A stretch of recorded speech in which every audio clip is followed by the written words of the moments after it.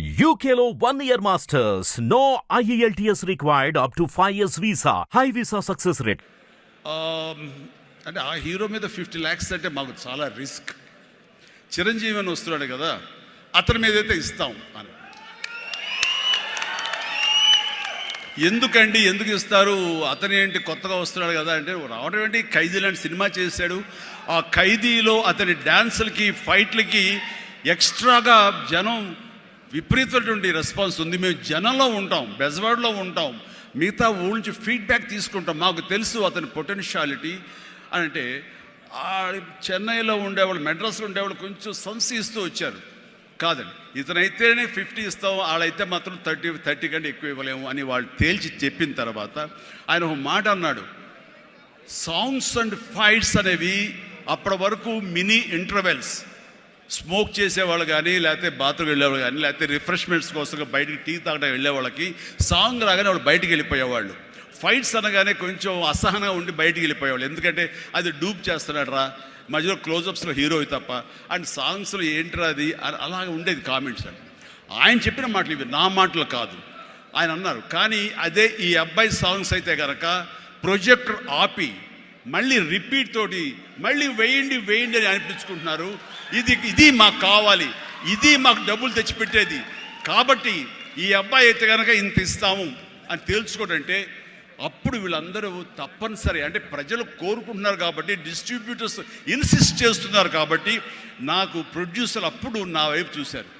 అది పోయి ఏమైందంటే రామారావు గారి తర్వాత రామారావు గారి ప్రొడ్యూసర్లు ఎవరున్నారో అంతమంది ప్రొడ్యూసర్, దేవిప్రసాద్ గారు, చలసాని గోపి గారు, త్రివిక్రమ్ గారు, అండ్ వాట్ నాట్, ఏడు నాగేశ్వరరావు గారు, ఇలాంటి నిష్ణాతులైన ప్రొడ్యూసర్లు అందరూ ప్రతిరోజు నా షూటింగ్లు ఎక్కడ జరుగుతున్నా, ఎవరితో జరుగుతున్నా, ఏ ప్రొడక్షన్ జరుగుతున్నా సరే వచ్చి నా దగ్గర కూర్చుని వాళ్ళందరూ కలిపి ఈవినింగ్ స్నాక్స్ తింటూ ఉండేవారు.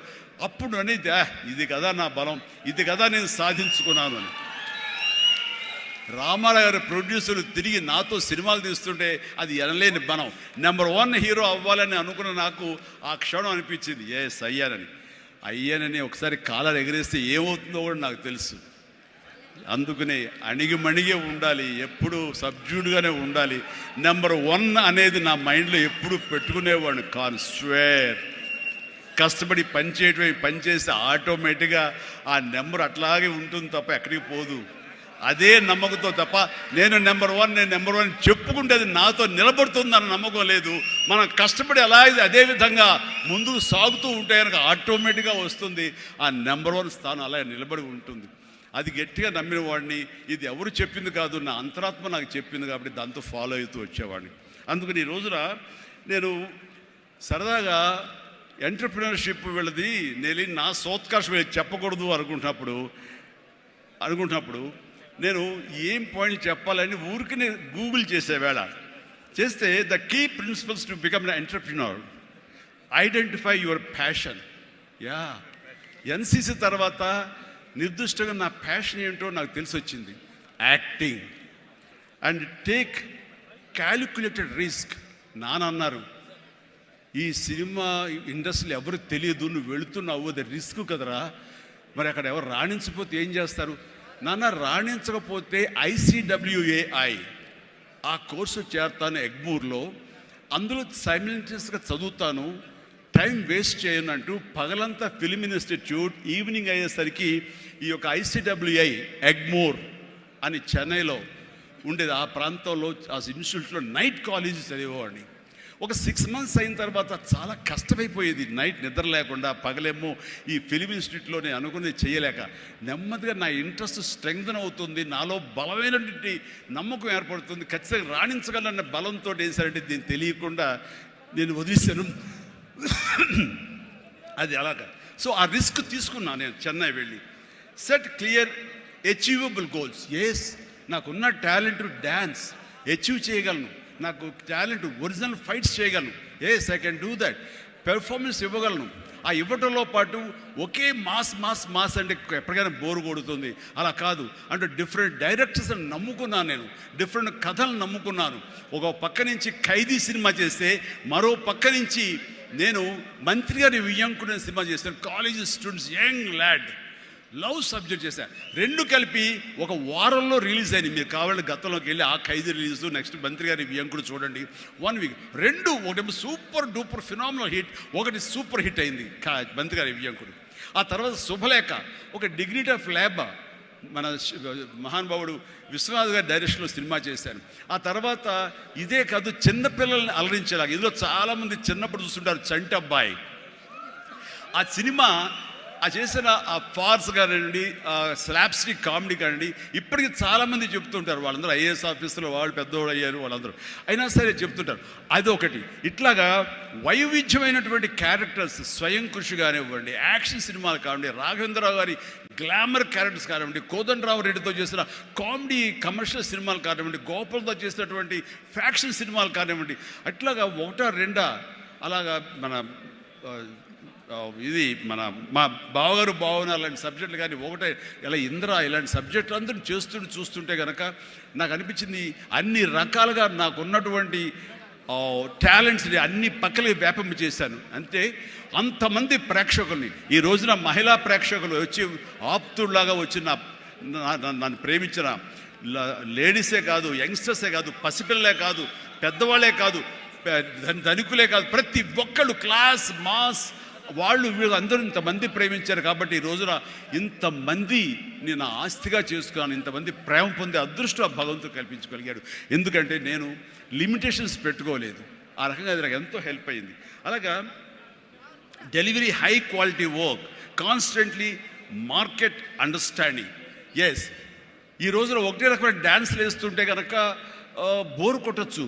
సో ఏం చేద్దాం, డ్యాన్స్లో కానీ ఫైట్స్లో కానీ వైవిధ్యం ఎలా తీసుకొద్దాం అనుకున్నప్పుడు, ఫారిన్ వెళ్ళినప్పుడు నా భార్యతో పిల్లలతో ఎంజాయ్ చేయడం కాకుండా అక్కడ దొరికేటువంటి వైవిధ్యమైన డ్యాన్స్ క్యాసెట్స్ తీసుకొచ్చేవాడు, VHS క్యాసెట్స్.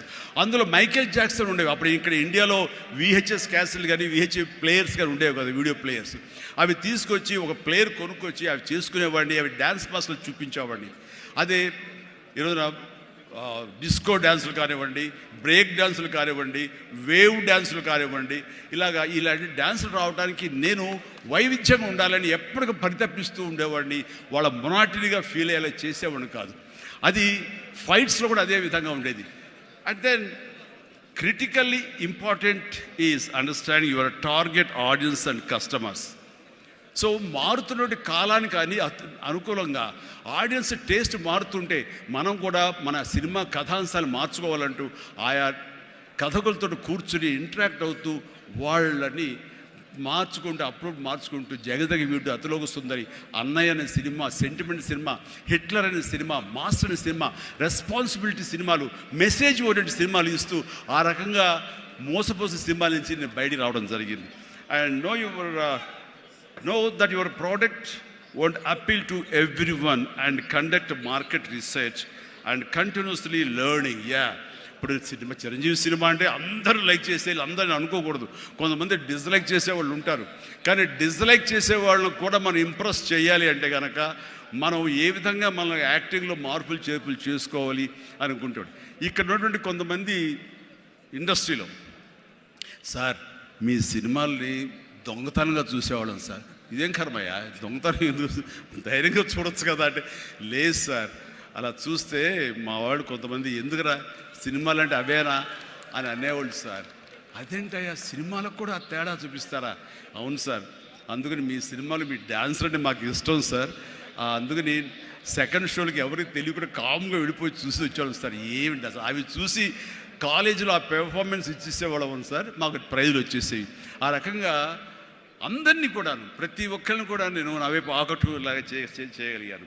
అలాగే learn from mentors and successful entrepreneurs.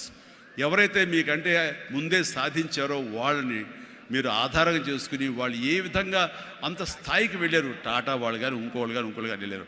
అంటే నా విషయంలో రామారావు గారు, నాగేశ్వరరావు గారు ఆ స్థాయికి వెళ్ళారంటే క్రమశిక్షణ, టాలెంట్ అనేది ప్రూవ్డ్. కానీ ఇక్కడ క్రమశిక్షణ అనేది చాలా ఇంపార్టెంట్. అందరితో సత్సంబంధాలు పెట్టుకోవడం ఇంపార్టెంట్. నిన్ను క్రిటిసైజ్ చేసే వాళ్ళు ఉంటారు, ఆవేశపడకు, వాళ్ళ తప్పు వాళ్ళు తెలుసుకుంటారు, నువ్వు సంయమనం పాటించాలి. అండ్ అట్లాగా నేను నా సీనియర్స్ నుంచి నేర్చుకుంటూ వచ్చాను. Learn more mentor and successful entrepreneurs of course. అలాగే నెట్వర్క్ అనేది చాలా ఇదిగా ఉండాలి. మీకు అంటే డిస్ట్రిబ్యూషన్ సైడ్ కానీ ఇంకోటి కానీ మీ ప్రోడక్ట్ మార్కెటింగ్ చేసుకోవట్లేదు. అలాగా నా విషయంలో నాకు అండగా నిలబడింది, నన్ను ప్రజల్లోకి నిరంతరం తీసుకెళ్ళేది ఎవరంటే నా అభిమానులు. మీ ఎంటర్ప్రినర్స్కి ఎలాగైతే కనుక నెట్వర్క్ ఉంటుందో, అబ్జర్వ్ చేసుకుంటారో, డిస్ట్రిబ్యూషన్ ఉంటుందో, మార్కెటింగ్ స్ట్రాటజీస్ ఉంటాయో, అలాగా నా అభిమానులు ఎప్పటికప్పుడు నాకు అండదండలు అందిస్తూ కొండంత అండగా నిలబడ్డారు. వాళ్ళు నా కోసం ప్రాణం ఇచ్చే లెవెల్కి వాళ్ళు ఉన్నారు. నేను అన్నాను, మీరు నాకు ప్రాణం ఇవ్వక్కర్లేదు, మీ యొక్క సహాయ సహకారాలతో రక్తం ఇచ్చి ప్రాణాలు నిలబెట్టండి అన్నాను. ఆ మాట పుణిగి పుచ్చుకుని 25 సంవత్సరాలుగా ఈరోజు కూడా వాళ్ళు రక్తదానం చేస్తూనే ఉన్నారు. వాళ్ళందరికీ నిజంగా జీవితాంతం నేను రుణపడి ఉంటాను. అందులో భాగంగా ఎక్కడో ఉన్నట్టు నా మాట, ఇక్కడ మాట్లాడిన నా మాట అమెరికా దాకా వినపడింది. కాబట్టి ఎన్నోసార్లు నా పేరు మీద బ్లడ్ బ్యాంకులు నిర్వహించారు, రక్తదానాల శిబిరాలు నిర్వహించారు. ఈ రవి కానివ్వండి, మధు కానివ్వండి, ఇలాంటి వాళ్ళందరూ కూడాను ఇవి చేశారు. ఈ రోజున అన్ఫార్చునేట్లీ రవి వర్రే ఒక బ్రెయిన్ స్ట్రోక్ వచ్చేది ఆగిపోయినప్పుడు, ఆ విషయం తెలిసినప్పుడు అతనికి వీడియో పెట్టాను నేను. రవి డోంట్ వర్రీ, ఇవన్నీ స్మాల్ థింగ్సే, బట్ అన్ఫార్చునేట్, త్వరలో కోలుకుంటావని అతను నేను మెసేజ్ పెట్టినప్పుడు అతను పొందిన ఆనందం అంతా ఇంత కాదు, అది ఎంతో ఉత్సాహాన్ని ఇచ్చింది. ఈ రోజున కోలుకుంటున్నాడు. ఈ రోజున ఈ సభ రవి రావాలి, అన్ఫార్చునేట్ రాలేకపోయాడు. కానీ నెక్స్ట్ ఇదే సభ ఇక్కడ జరిగితే కనుక రవి వస్తాడు, నేను వస్తాను, మీతో ఉంటాను. మీ అందరి ఆశీస్సులతోటి రవి లాంటి ఎంతూజియాస్టిక్ గాయ్ కోలుకుంటున్నాడు. వాళ్ళు మధుతోటిను, సాగర్ గారితో, మన ఇతర ఫ్రెండ్స్ తోటి, సుబ్బు చంద్రశేఖర్ గారితో, వీళ్ళందరితో కూడాను మళ్ళీ కలిసి ఈ యొక్క సభల్ని ఇంతకంటే అద్భుతంగా చేయాలి. అండ్ ఆ రకంగా నేను మీ ఎంటర్ప్రినర్షిప్, యంగ్స్టర్స్ ఎలాగ రావాలి ఏమిటి అనేది నా గురించి నేను చెప్పుకోవడంలో తెలియకుండానే మీకు అందరికీ చెప్పాను. అది మీకు అందరికీ అర్థమై ఉంటుందేమో అనిపిస్తుంది. కాబట్టి ఇది నాకు గొప్ప అవకాశం. ఈ తీరుగా, ఈ రీతిగా, ఇదే విధంగా మనం వెళ్ళగలిగితే కనుక ఎవ్వరికి అడ్డుండదు. ఇక్కడ ఒక్కొక్కరు ఒక్కొక్క గ్రేట్ ఎంటర్ప్రినర్స్ అవుతారు. ప్రతి ఒక్కళ్ళు మీ సలహాలు, సంప్రదింపులు, మీ సీనియర్స్ తోటి మీరు ఆయా సమయంలో ఇంటరాక్ట్ అవుతూ what to do, what not to do, how to go about it అనేది మీరు తెలుసుకుంటూ ఎప్పటికప్పుడు మీరు అప్డేట్ చేసుకుంటూ, రిస్క్ ఉంటుంది, బట్ మన జీవితాలు కొలాప్స్ అయ్యేలాగా మాత్రం రిస్క్ వద్దు. కానీ మీడియం రిస్క్ తీసుకుంటూ మీరు ముందుకు వెళ్ళకపోతే అభివృద్ధి ఉండదు. హిట్ టీవీ యాప్, ఇందులో short news, live news, entertainment shows, movies, digital magazines తో పాటు మీ జిల్లా వార్తలను కూడా ఫ్రీగా చూడొచ్చు. అంతేకాదు కేజీ నుంచి పీజీ వరకు విద్యార్థులకు స్కాలర్షిప్ కూడా అందిస్తున్నాం. ప్రతి వారం 10 మందికి లక్కీ డ్రా ద్వారా ఒక్కొక్కరికి 10,000 రూపాయలు అందిస్తున్నాం. ఇంకెందుకు ఆలస్యం, వెంటనే హిట్ టీవీ యాప్ ని డౌన్లోడ్ చేసుకుని ఫ్రీగా ఎంటర్టైన్మెంట్ పొందండి. Hit TV app. Hit TV app. Please download hit TV app. Hit TV app ని ఫ్రీగా డౌన్లోడ్ చేసుకొని ఎంజాయ్ చేయండి. మీకు నచ్చిన ఎంటర్టైన్మెంట్ కోసం హిట్ టీవీ యాప్ ని ఫ్రీగా డౌన్లోడ్ చేసుకొని ఎంజాయ్ చేయండి. హిట్ టీవీ యాప్ ని డౌన్లోడ్ చేసుకుని ఆస్వాదించండి, ఆశీర్వదించండి. ఇంతమంది సెలబ్రిటీలు హిట్ టీవీ యాప్ ని డౌన్లోడ్ చేసుకోండి అని చెప్తున్నారంటే ఎంత మంచి యాప్ ఆలోచించండి. అమెరికా అమెరికా అమెరికా అమెరికాలో చదవాలనుకునే వాళ్ళకి విశ్వసనీయమైన పేరు మన శౌర్య కన్సల్టెన్సీ. UK లో 1 year masters. UK లో 1 year masters. 2 years work permit up to 5 years visa. Contact Saurya Consultancy. Contact 89851 89851.